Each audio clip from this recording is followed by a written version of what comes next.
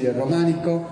Anche quest'anno riusciamo a riunirci in presenza, come l'anno scorso d'altronde, quindi con molto piacere vedo sempre una partecipazione molto importante nonostante il freddo di questi giorni e riprendiamo quest'anno con un tema voluto insomma da tutto il direttivo, che ringrazio anche sempre per il lavoro costante che garantisce all'associazione, è curato dalla professoressa Rossana Martorelli, come sapete, che oramai da diversi anni organizza, cura questi pomeriggi del Romanico. Avete visto tanto la locandina, il tema è quello degli abiti, degli accessori del Medioevo sardo.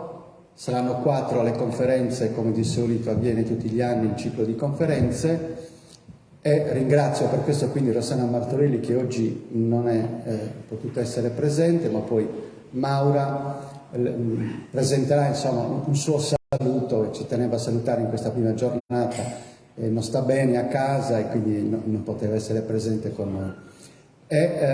Ringrazio anche per la solita ospitalità Silvia Oppola, direttrice del Museo Diocesano, che è anche nostra dirigente appunto dell'associazione, e per questa cortese ospitalità che garantisce tutti gli anni.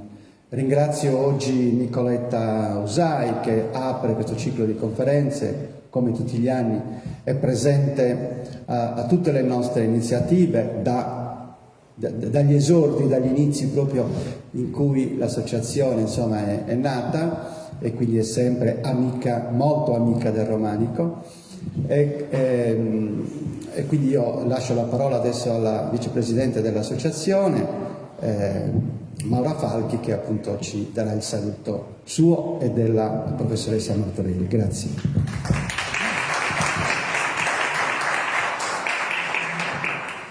Grazie, buonasera a tutti, benvenuti anche quest'anno alle nostre conferenze. Vi porgo ora le parole di Rossana. Gentilissimi soci, è con grande dispiacere che a causa di una brutta influenza questa sera non sono con voi all'inaugurazione del nuovo ciclo di conferenze che, come ormai è tradizione, ci accompagnano nei mesi di gennaio, febbraio e marzo. Ci tengo però a portare un saluto e ringrazio per la cortesia gli amici del Romanico, in particolare Maura Falchi, che legge queste poche righe.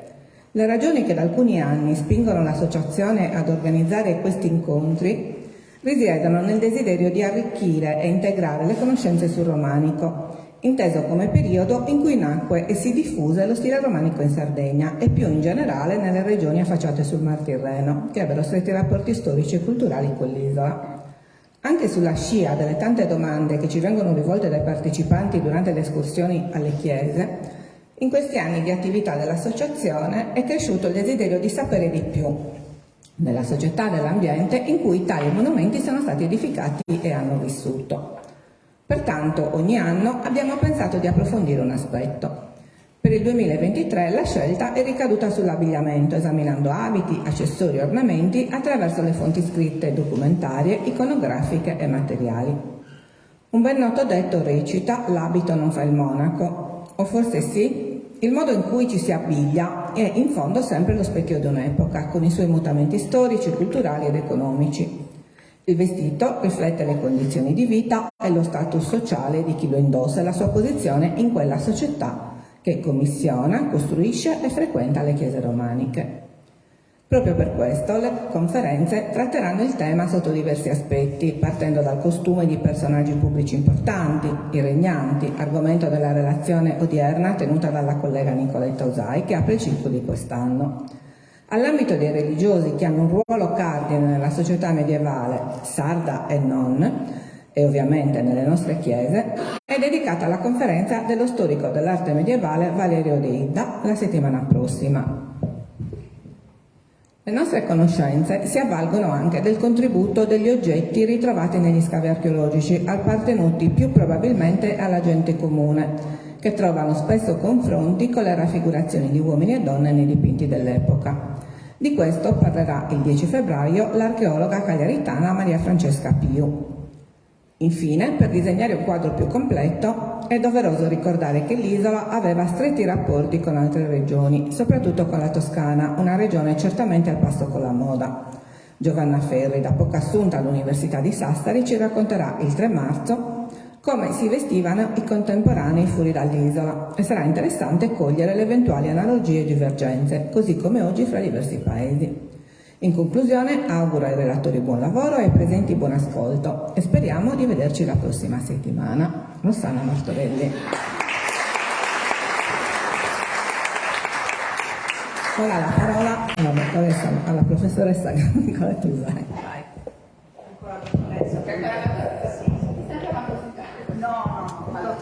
Ricercatore e dottore, solo il professore associato e professore, associato in avanti. Queste sono le spigolature della vita accademica. Buonasera a tutti, vero, la sala è sempre piena, sono molto contenta, ogni volta che vengo a parlare qua lo faccio sempre di fronte a tante persone, sono contenta, ringrazio l'Associazione Amici del Romanico, ringrazio la professoressa Martorelli, ringrazio Antonello Figus, Maura Falchi e tutti gli amici del direttivo.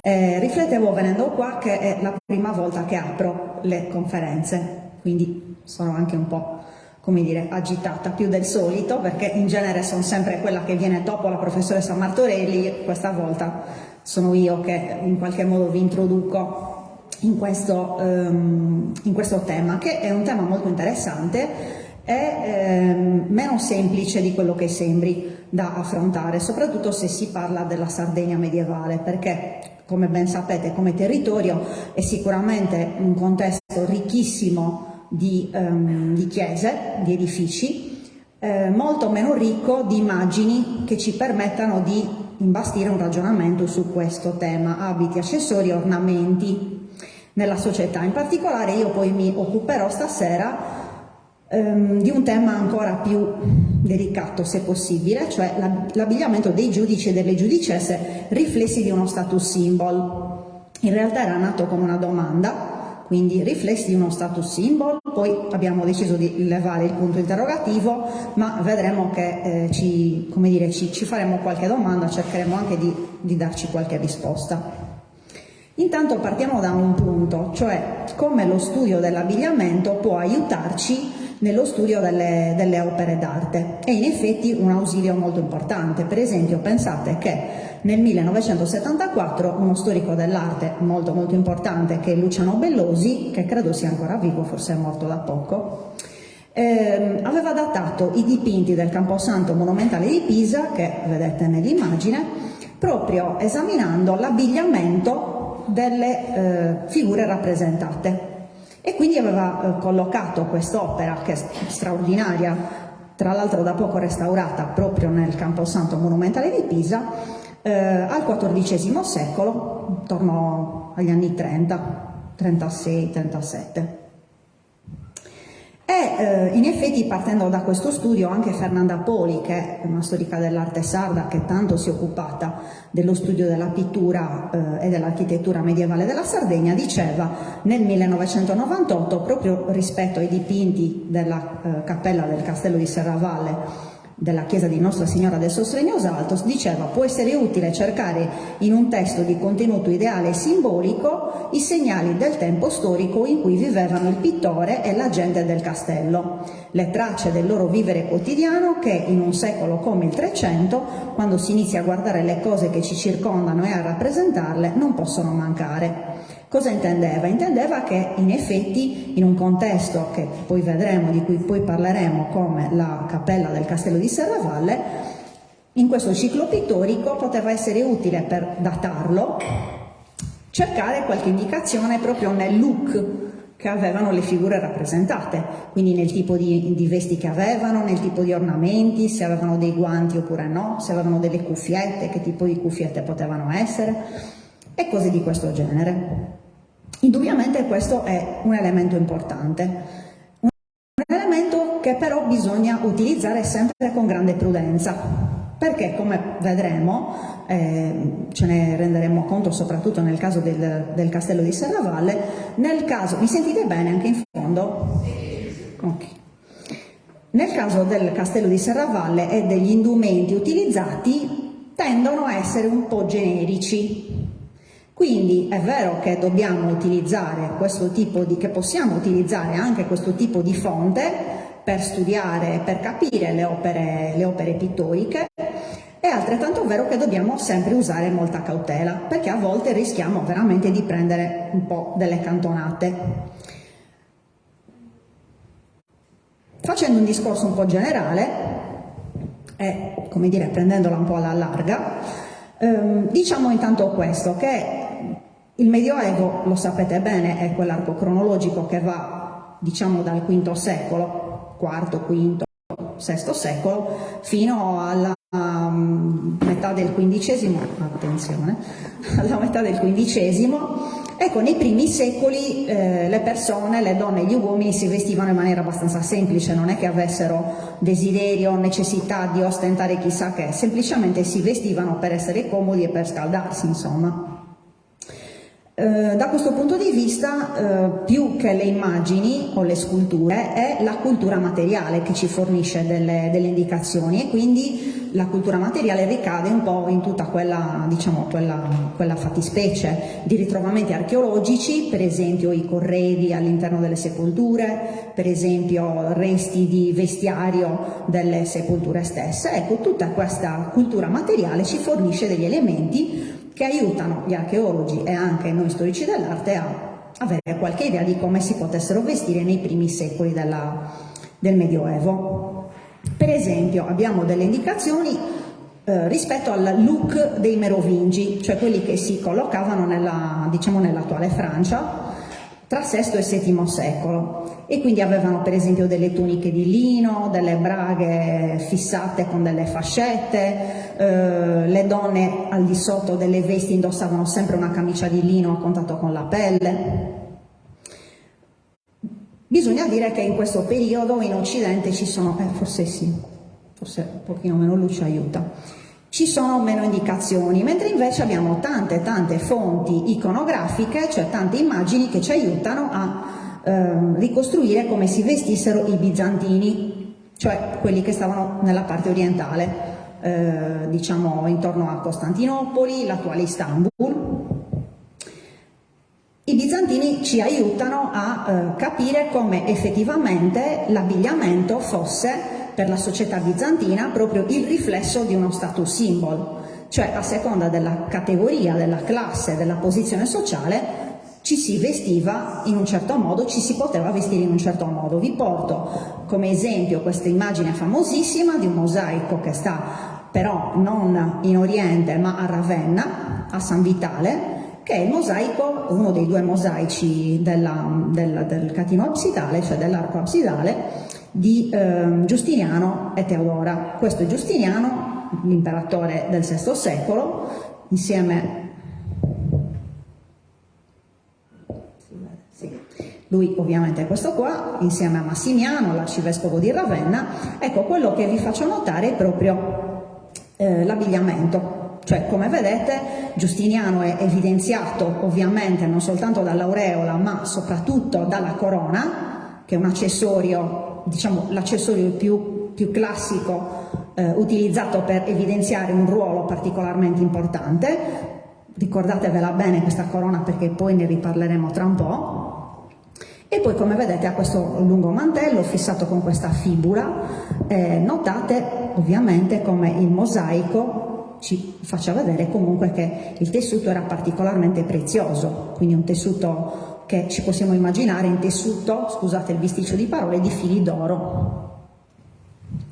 Lo stesso per la consorte Teodora, questo pannello sta esattamente di fronte, si trovano uno di fronte all'altro nella parte, diciamo, bassa del grande arco absidale della chiesa di San Vitale a Ravenna. Sono lì perché in effetti sono i finanziatori dell'opera di quella chiesa.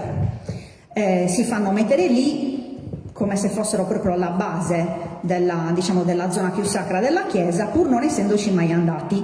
cioè Giustiniano e Teodora non vanno mai a Ravenna, però si fanno ritrarre lì. Notate che nel caso delle signore la preziosità e la varietà dei tessuti, delle fogge e delle vesti è ancora più evidente rispetto alla parte maschile. E fra l'altro vi faccio notare anche come sia ben caratterizzato il modo in cui le donne orientali portavano i capelli. Non li portavano sciolti, ma avevano delle cuffiette di tessuto prezioso che servivano proprio a raccogliere i loro capelli e poi a permettere di poter inserire dei fermagli, dei diademi.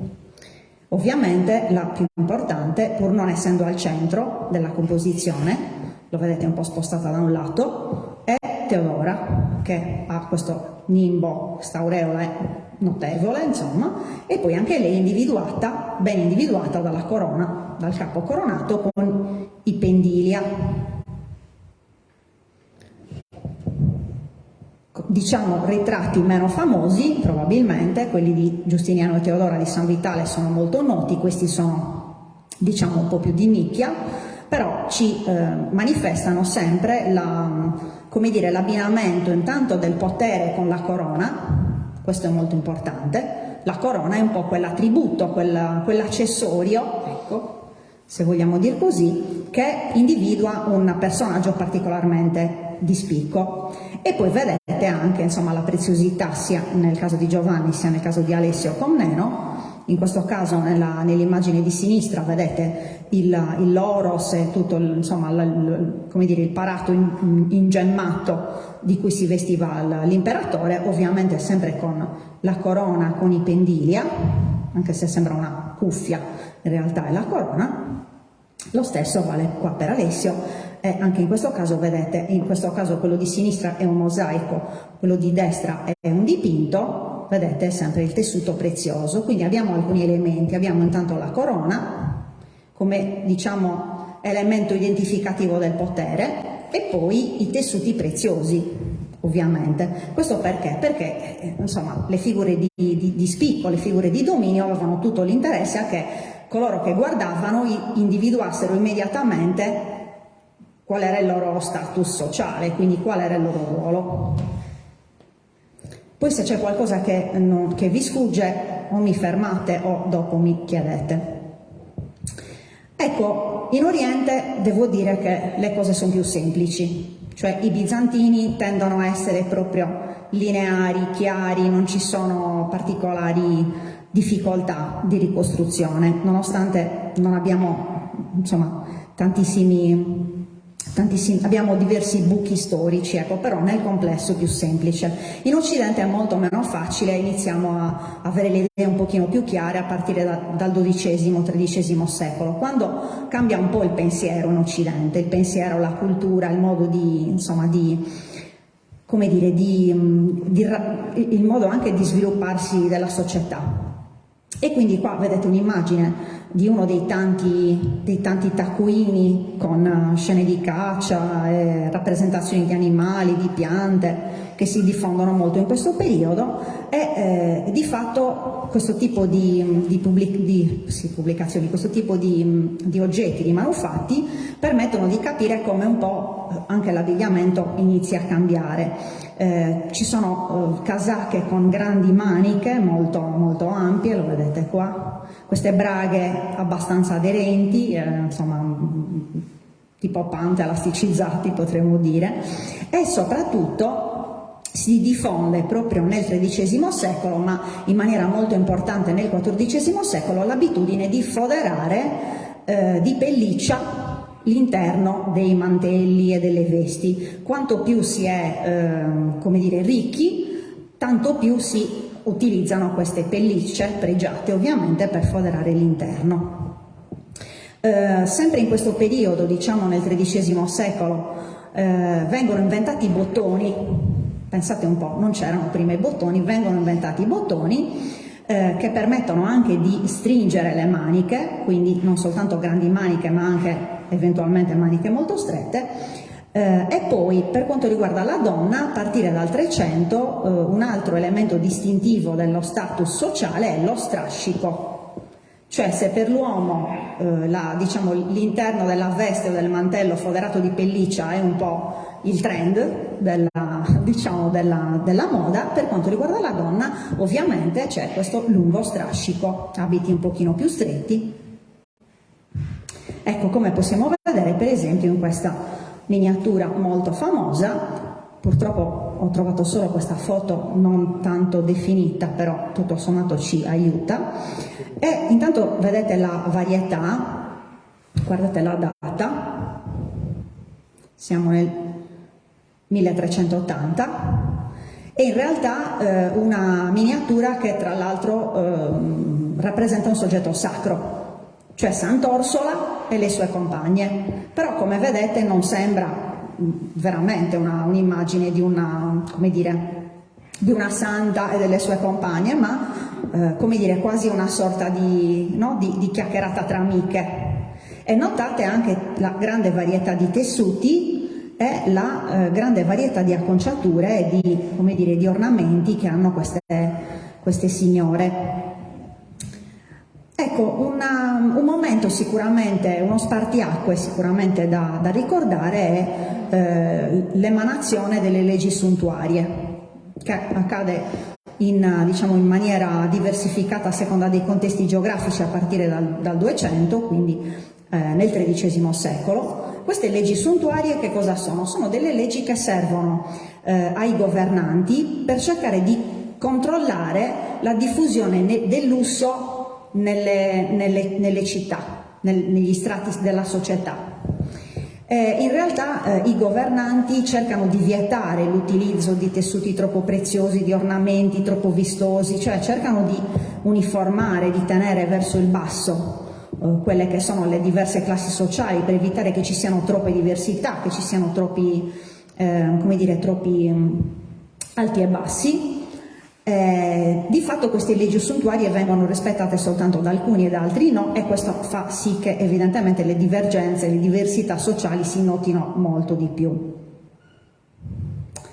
Ecco, cerchiamo di avvicinarci alla nostra isola e quindi a quello che possiamo individuare come, appunto, che possiamo individuare come figure più importanti del Medioevo isolano, parlando prima di un altro sovrano molto rappresentato che ci dà una mano per vedere quali possono essere, diciamo, nella società occidentale e nel Trecento, che è il secolo che maggiormente ci offre delle testimonianze, quindi questo sovrano quali elementi utilizzi per essere individuato, che è Roberto d'Angiò.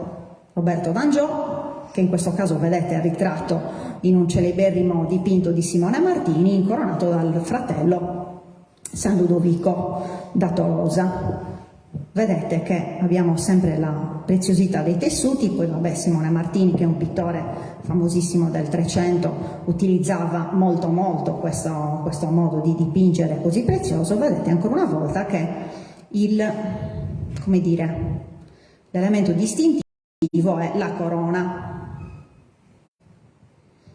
Anche in questo caso vedete Roberto con la moglie Sancha di Maiorca, anche in questo caso entrambi coronati, e vedete che lui, oltre alla corona, ha un altro elemento molto importante che è il globo in mano, lo vedete?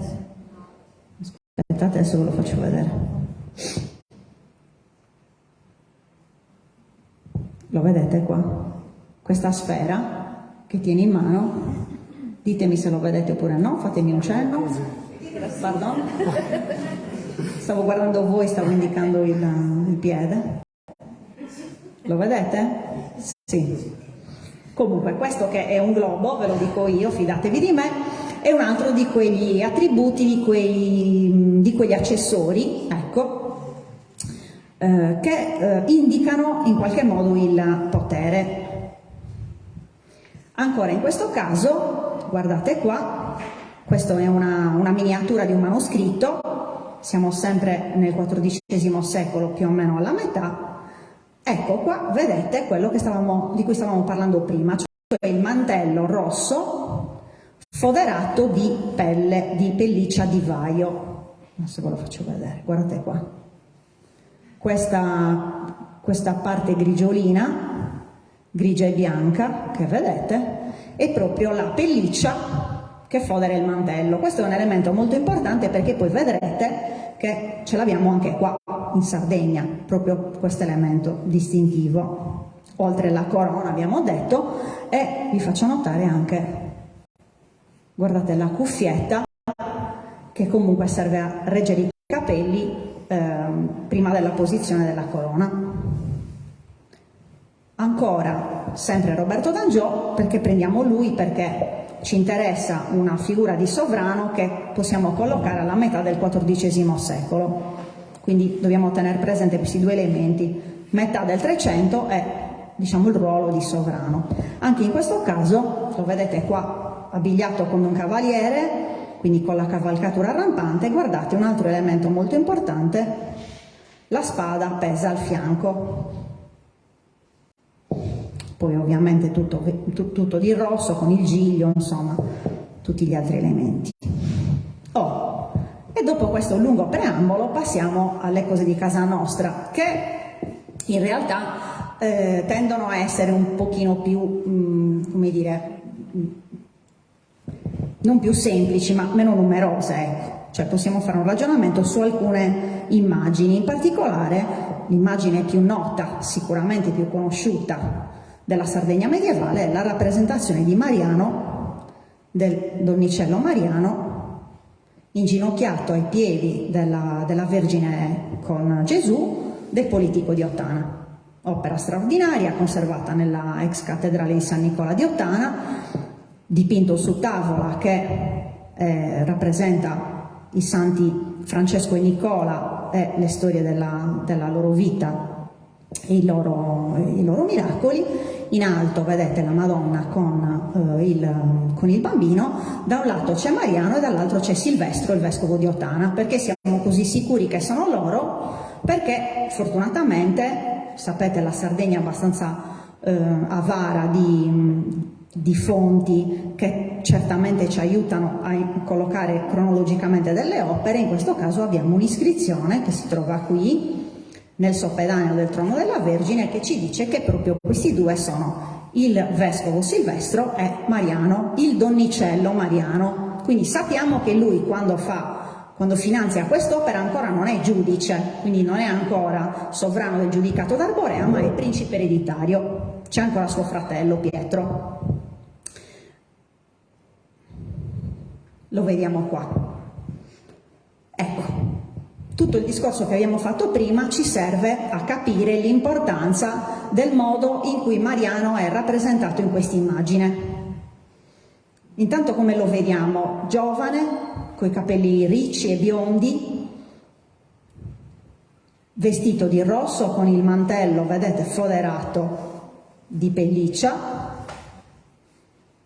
e guardate qua, con la spada appesa al fianco.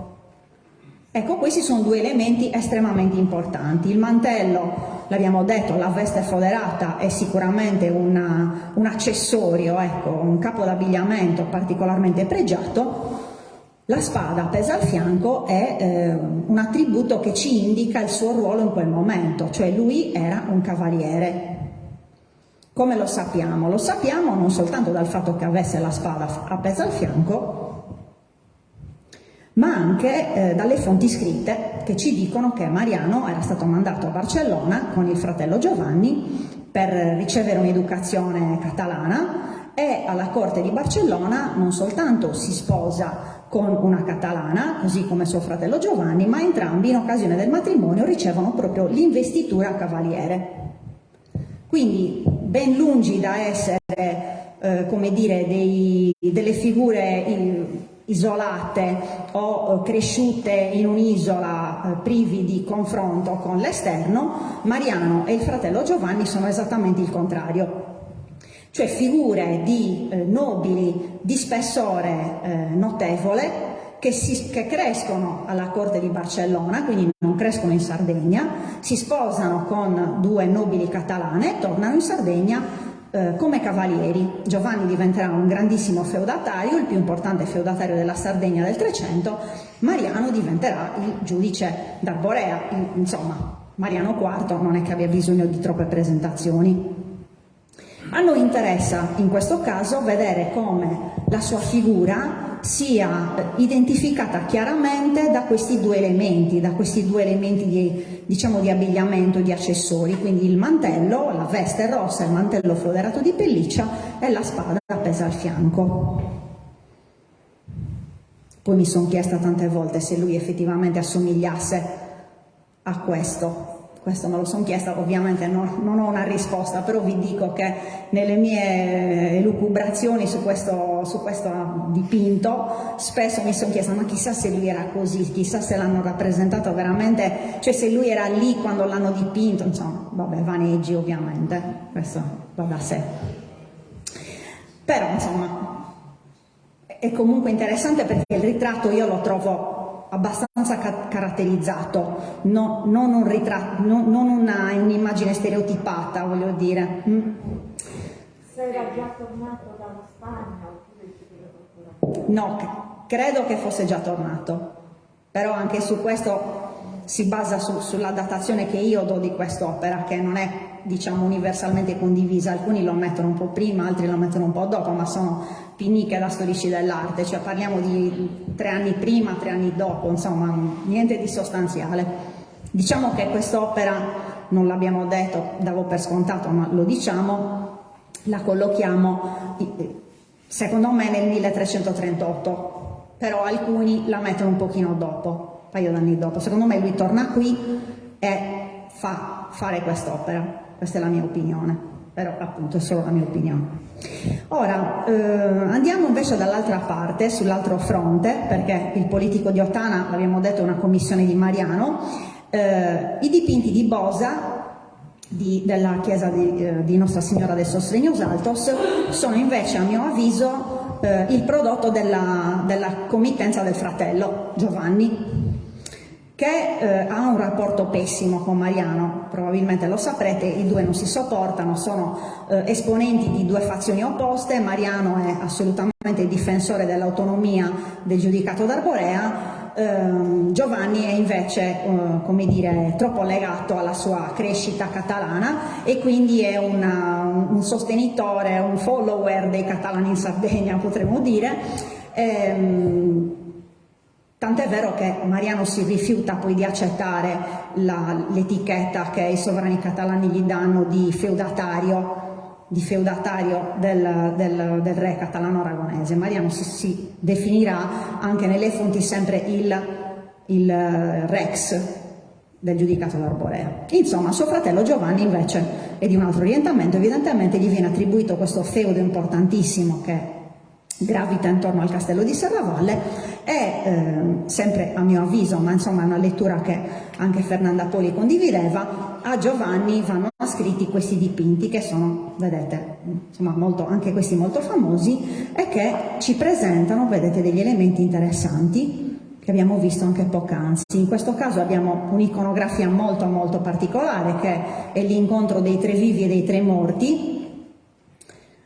È fondamentalmente una scena in cui il cui scopo è quello di ammonire sulla caducità della vita, cioè il senso religioso è: ricordatevi che adesso ci siete, domani siete morti e polverizzati. E questo era, diciamo, un'incitazione soprattutto per i nobili. Infatti qua vedete abbiamo i tre principi con le tre corone che, passeggiando con il falcone in mano in questo contesto boschivo, incontrano un eremita che dice: sì, però ragazzi, guardate che voi poi sarete così, morti, nei tre stati, scusatemi, di decomposizione. Qua appena morto, qua già un po' più morto col topo che gli cammina sulla coscia, qua proprio mortissimo, super morto con il serpente che gli entra nelle budella. A parte questo aspetto un po' splatter, che però, se non li avete mai visti, andate a vederli perché sono veramente fenomenali, ma siccome so che siete tutti espertissimi, li avrete già visti 1000 volte. In realtà quello che ci interessa è vedere ancora una volta come questi tre principi, che sono tre principi X, non sono legati alla nostra storia, ma sono comunque, come dire, delle figure dotate insomma, di un qualche spessore politico vengono indicate. Qua vedete ancora una volta abbiamo la corona, la cuffietta, che è molto simile a quella che aveva Roberto D'Angiò, e il mantello, vedete, foderato all'interno di pelliccia. Vedete, uguale. Quindi evidentemente in questo momento i dipinti di Bosa sono più o meno sempre alla metà del 300, quindi diciamo che il politico di Ottana e i dipinti di Bosa sono abbastanza vicini cronologicamente nel giro di qualche anno, forse un decennio o poco più, però dal punto di vista dell'individuazione dell'autorità, del potere, si utilizzano questi espedienti, il mantello foderato, la corona, la spada, quindi insomma questo è un po' il modo di individuare il potere. E qua li vedete, guardate che belli. Tra l'altro guardate la mano guantata anche, molto elegante, estremamente elegante. Ecco, le indicazioni maggiori possono venire sicuramente dal mantello e dai guanti, meno dalle vesti utilizzate a Bosa, che tendono a essere un po' tutte uguali, cioè questi abiti un po' a sacco, che forse andrebbero molto di moda adesso, all'epoca tendevano ad essere già un po' obsoleti. Ecco, vedete che poi il mantello viene usato anche per altre figure molto importanti. Questo qui, che è un altro bel punto interrogativo, ma magari ci facciamo un'altra conferenza un'altra volta, è San Costantino. E voi direte, perché San Costantino in una chiesa? Cioè, perché c'è in controfacciata, visto che non è un santo per la Chiesa cattolica? In questo caso non solo c'è, e siamo sicuri che è lui perché c'è scritto Costantino, e quindi non c'è modo di sbagliarsi. Costantino con Elena, vedete, col capo coronato, addirittura con l'aureola, perfino, e sempre con il nostro mantello foderato. Quindi bisognerebbe farsi, io anche qua qualche vaneggio l'ho fatto, ma va capita bene questa cosa. E poi vi faccio vedere anche qua San Cristoforo, solito santo gigantesco, vicino alla porta d'ingresso, anche lui foderato, cioè anche lui con questo mantello. E però se parliamo di look, di figure importanti, un po' bisogna arrivarci anche a questi. Questo è uno dei peducci della volta a crociera costolonata di San Gavino Monreale, che secondo alcuni rappresenterebbe proprio Mariano IV, il nostro Mariano, quello che abbiamo visto prima. Ora, al di là delle questioni di look, perché qui vedete che tutto sommato è solo questa casacca così rigata, però che questa sia una corona non ci pioverebbe a mio avviso, quindi poi li vediamo meglio. Anche qua ne ho già parlato l'anno scorso di questa architrave e vi ho detto che assolutamente non è Mariano con Timbor, come dicono alcuni, come c'è scritto da qualche parte. E confermo che a mio avviso non sono loro, anche perché questa chiesa, che è quella di San Serafino a Ghilarza, è stata molto rimaneggiata, tanto restaurata, quindi insomma bisognerebbe studiarsela bene. Però questa architrave comunque, forse fine XIII, inizi XIV, ci fa vedere anche in questo caso, ci dà qualche indicazione abbastanza sintetica, vedete, soprattutto di queste figure col mantello, queste vesti lunghe. Quando vi dicevo che per quanto riguarda il contesto sardo e l'abbigliamento laico bisogna un po' aggrapparsi veramente a pochi elementi, mi riferivo proprio a questo. Questo è uno di quei luoghi che per gli oristanesi è Brusio, Santa Chiara ad Oristano, ovviamente. Anche in questo caso abbiamo delle mensole che sono state interpretate come ritratti di alcuni dei giudici e delle giudicesse. In particolare questa è stata vista come Costanza di Saluzzo con il velo, diciamo dopo la morte del marito, quando è andata a Santa Chiara, ma non lo so, questa mi sembra meno. E poi tornando a San Gavino abbiamo appunto il presunto Mariano, però guardate qua, in questo caso abbiamo il capo coronato, anche questa sorta diciamo, sembrerebbe la parte terminale di un globo del potere, potrebbe sembrare, però questo l'hanno fatto l'altro ieri, nel senso è una cosa che hanno fatto nell'Ottocento, non saprei se no, comunque la corona a mio avviso c'è. È un'altra di quegli elementi, insomma di quelle figure iconiche del Medioevo sardo, è Eleonora. Anche in questo caso è stata indicata come tale per la presenza del presunto sfregio sul volto, di cui sappiamo. Ecco, in questo caso però vedete capelli lunghi, la veste con questi bottoni, quindi anche in questo caso qualche elemento in più. Ugone, ma non saprei neanche sulla base di cosa indicare uno come Mariano e l'altro come Ugone, però anche in questo caso vedete, forse ancora più chiaramente rispetto all'altro, il capo coronato c'è. Quindi voglio dire, se diamo per buono che la corona è un elemento che indica comunque una figura di spicco, qualche domanda su queste mensole ce la dovremmo fare, uscendo dai pregiudizi dell'origine di questa teoria, di chi l'ha detta e di chi l'ha proposta per primo. Cioè qua ci sono delle raffigurazioni che in qualunque altro posto del mondo verrebbero studiate, perché sono raffigurazioni del Medioevo con il capo coronato, quindi ci dobbiamo chiedere chi siano.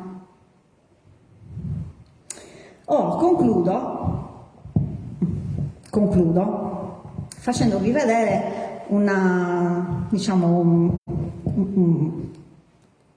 appendice di questo modo di rappresentare, perché abbiamo parlato di figure molto rappresentative, cioè di Mariano e di Eleonora in maniera un pochino più sfumata, figure che vengono prese, che sono sempre state prese come simbolo della sardità, simbolo della resistenza isolana al nemico e via discorrendo.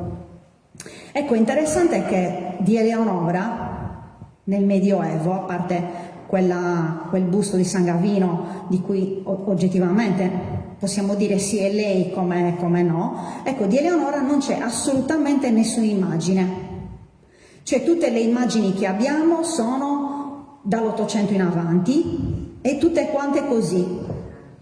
Ecco, cioè tutti i ritratti di Eleonora, io ormai ne ho visto un po', sono tutti di questa tipologia che vedete mostrano ancora una volta in questo caso lo scettro del potere con il capo velato, però evidentemente una rappresentazione coerente con il momento in cui viene fatta, cioè 1881.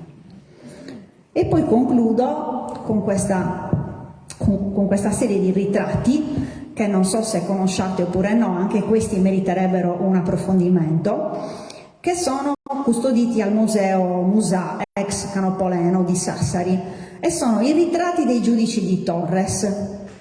Sono esposti così, li vedete così, e sono, pensate, stati fatti nel 600, a metà del 600, nascosti e ritrovati da Pasquale Tola addirittura nell'800, di cui Tola che ne fece fare una copia e questa copia poi donata all'Università di Sassari e poi lì per una serie di vicende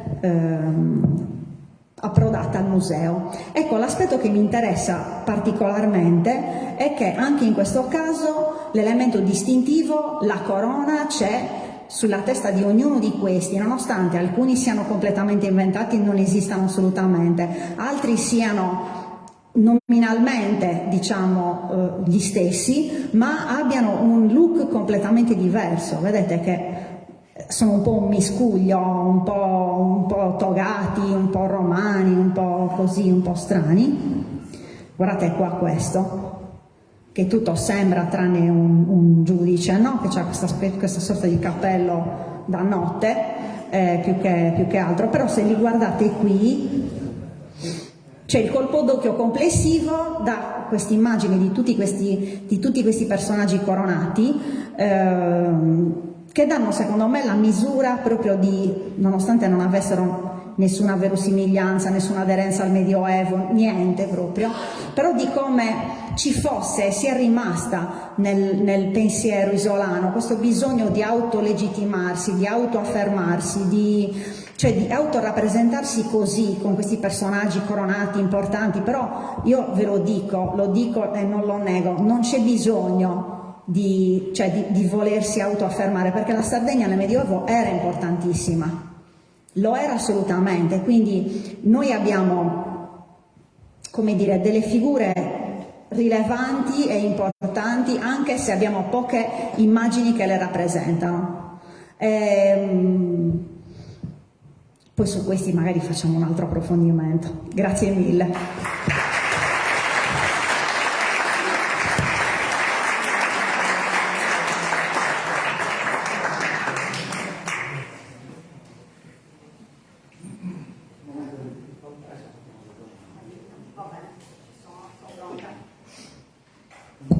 Grazie Nicoletta, come sapete poi al termine insomma, delle relazioni diamo spazio a curiosità da parte del pubblico presente, quindi chi volesse porre qualche domanda per mettere in difficoltà Nicoletta, anche perché insomma, lo scopo di queste, perché parlare a ruota libera va bene, però poi insomma, i nostri soci che sono anche ben preparati, ecco la parte finale è sempre quella poi che è interessante, quindi grazie per la relazione molto esaustiva, molto interessante, come questo ciclo di conferenze che proponiamo quest'anno. Ecco, se vi ha suscitato qualche interesse in più e c'è qualche domanda da porre, Nicoletta è ben lieta di dare risposte alle vostre perplessità.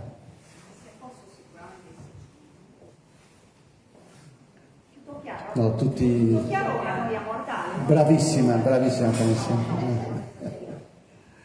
Era un tema molto complicato, è un tema molto complicato, lo ammetto, dico la verità. Qui mi hanno affidato il più rognoso dei quattro, la verità. Credo che ognuno dei quattro relatori dirà la stessa cosa, perché niente, allora vi ricordo il prossimo appuntamento, il 3 marzo se non sbaglio, il 3 febbraio, scusate, il marzo è l'ultimo. Ne approfitterei anche perché è presente oggi con noi il relatore della prossima... Prego. Valerio Deida, sì, che ci parlerà invece degli abiti, insomma, della... dacci un'anteprima già, così suscitiamo un po' di interesse. Intanto buonasera a tutti, io farò una rassegna degli abiti religiosi in epoca medievale, però mi concentrerò principalmente sugli aspetti monastici, quindi a proposito di tematiche rognose, anche la mia sarà abbastanza complicata e complessa, ecco. Se no poi mi metto a fare bene. Antonello, c'è una domanda da casa. Ecco, intanto salutiamo chi ci segue da casa, penso siano abbastanza numerosi, perché insomma abbiamo visto nella pagina Facebook che molti chiedevano appunto la possibilità di seguire da casa. Giorgio, un che la segue. messaggio di Daniela Collu. Buonasera, i guanti bianchi molto spesso nelle fonti sono presenti anche su figure del clero. C'è un qualche collegamento con le figure di nobili con quelle di Nostra Signora di Sosregnos Altos, oppure effettivamente in quel caso è semplicemente per poter reggere in sicurezza il falcone? Allora, domanda più che giusta. Effettivamente ci sono delle figure ecclesiastiche, come per esempio i vescovi, che tendono ad avere la mano guantata. Per esempio, se andate a Santa Chiara, appunto ad Oristano, nella parte a sinistra del riquadro pittorico medievale che è stato trovato qualche anno fa, c'è proprio una figura, un pezzo di una figura di vescovo con la mano guantata. Nel caso invece dei nostri tre, la mia idea è che sia come diceva la signora da casa, cioè che in questo caso questo guanto, che pure è estremamente elegante, però fosse funzionale diciamo, al sostenere il falcone, ecco. Anche perché in effetti gli altri non ce li hanno, quindi in questo caso specifico penso che servisse, sì, esattamente, servisse a quello.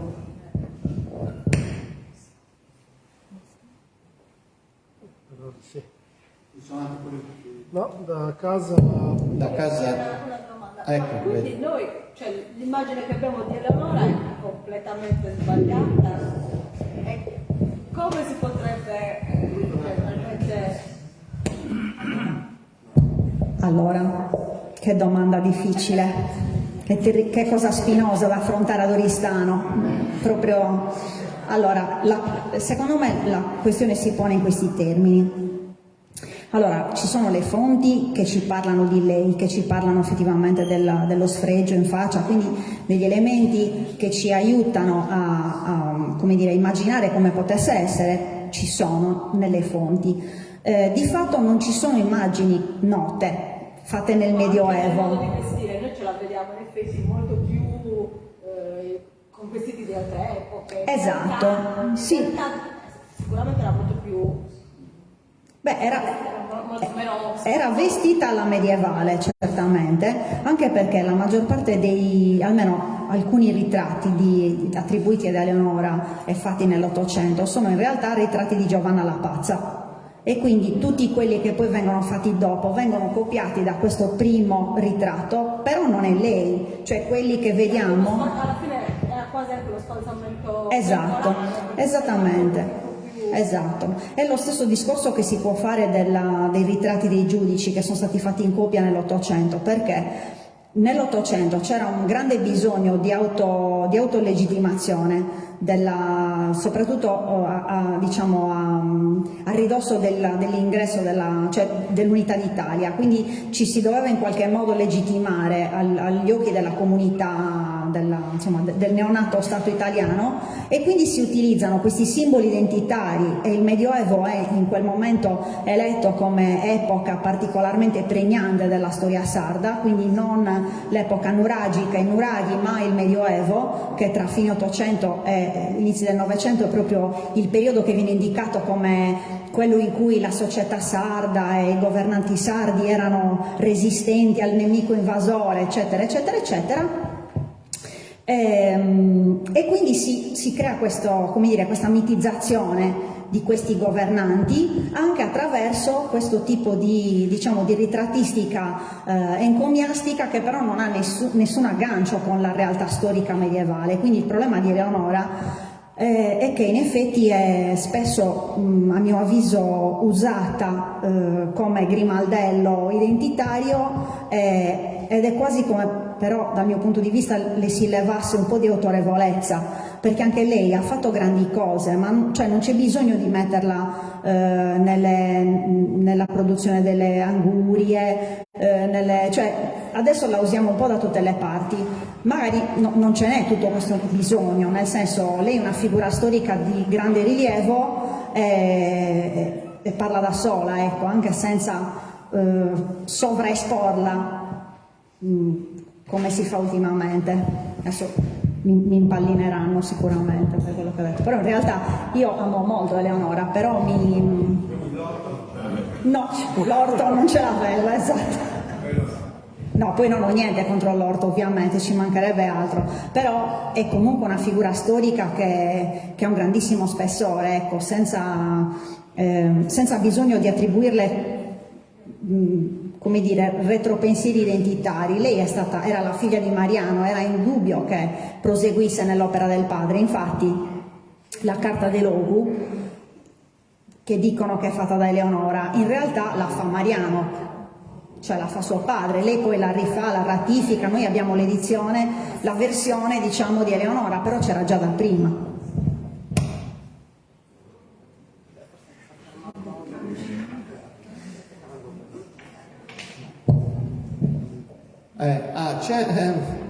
C'è un socio piccolino che... Vieni. Socio che è mio figlio, ovviamente. Certo.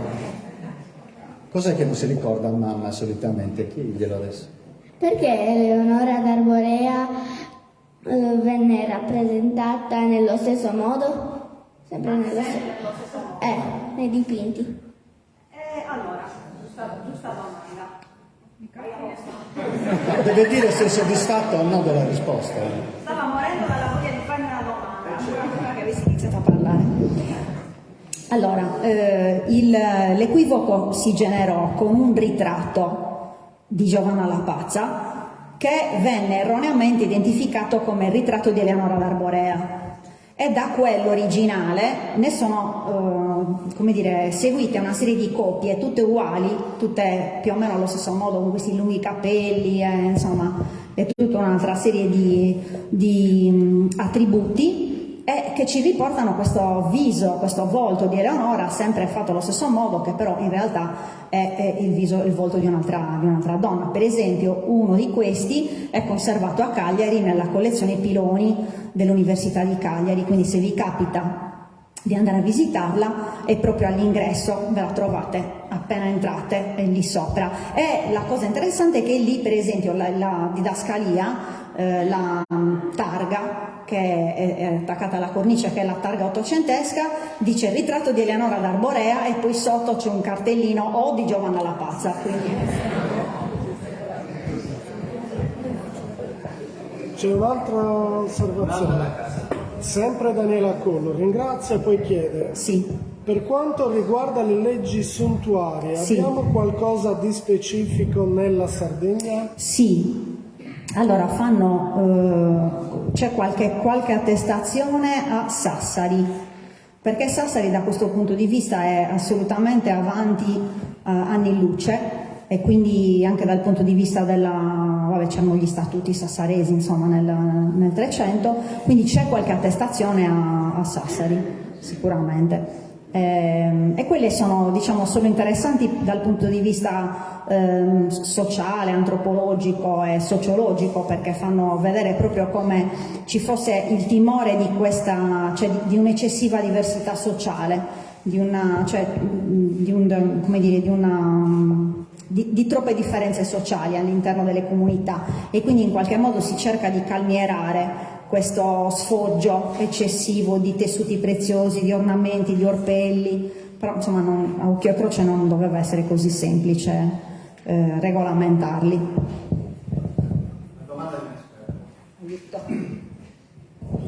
No, non è una domanda, bensì volevo dirvi che abbiamo fatto la ricostruzione dell'abito di Eleonora alcuni anni fa.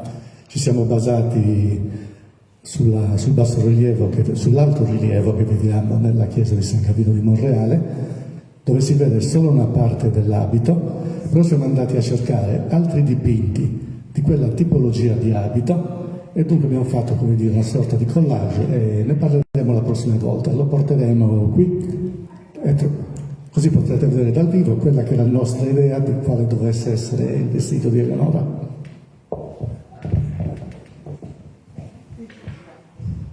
Magari era anche lei, magari era anche lei, verosimilmente.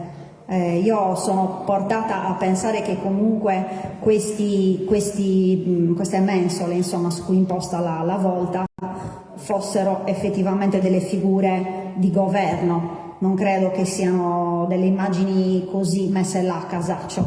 Certo, c'è da chiedersi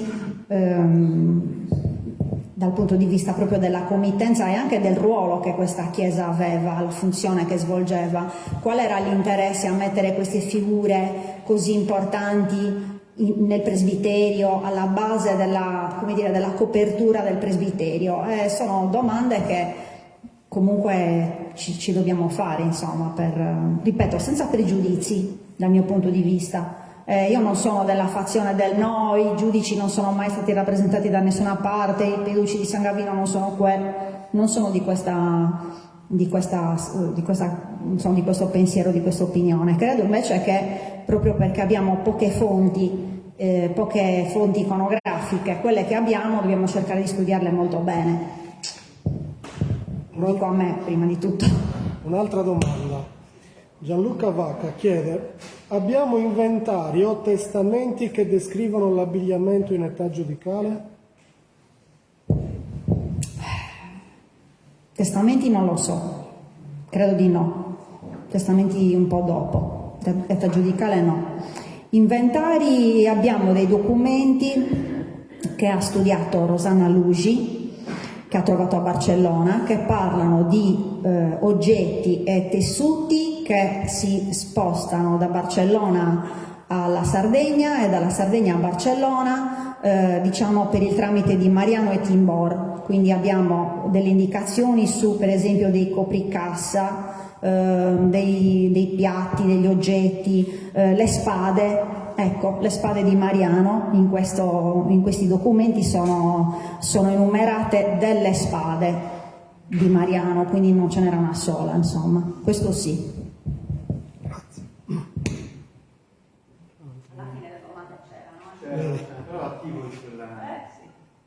Pubblico da casa è molto, molto attivo.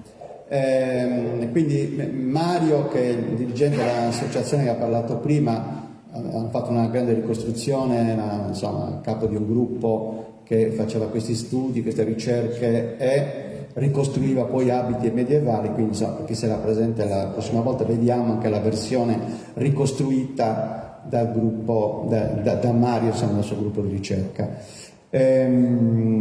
Niente, allora ringrazio ancora Nicoletta anche per esserti sottoposta a questo tiro incrociato finale, ma ormai è una nostra tradizione. E quindi niente, grazie ancora a voi che insomma una giornata particolarmente fredda non avete fatto mancare la vostra presenza. Volevo avvisarvi anche che oggi presentiamo per la prima volta il calendario che l'associazione realizza tutti gli anni. Quest'anno è dedicato a diverse chiese che abbiamo trovato in periodo pre-Covid. L'associazione organizzava in Sardegna ma anche nelle altre parti d'Italia e d'Europa delle visite guidate, e quindi lì sono rappresentate alcune delle chiese più importanti che siamo andati a visitare. Quindi ho trovato nel banchetto assieme al volume Le donne protagoniste del Medioevo sardo, che scaturisce come volume proprio dal ciclo di conferenze di 3 anni fa, che venne dedicato proprio a questo tematismo. Ha avuto talmente successo che poi insomma l'associazione ha deciso di stamparlo, insomma, di fare una pubblicazione, e quindi lo trovate lì, chi volesse insomma può andare al banchetto all'uscita e acquistarlo. Grazie ancora, e l'appuntamento è per il venerdì 3 febbraio. Grazie a tutti.